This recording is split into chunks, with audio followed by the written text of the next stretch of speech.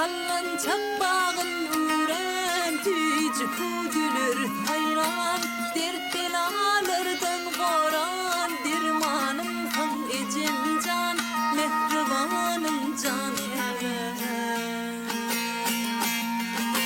dert belalardan qoran dirmanımsın ecem can melhemimsin can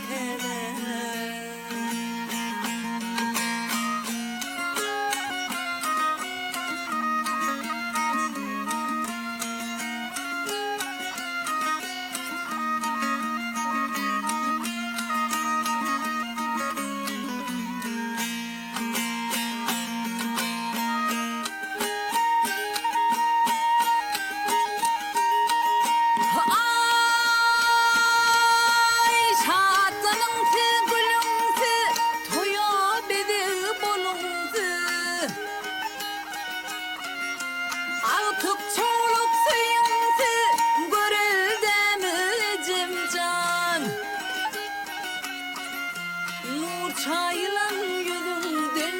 mani alyan gözümden öğüt veren sözümden kanı bilmen ecemcan doyu bilmen can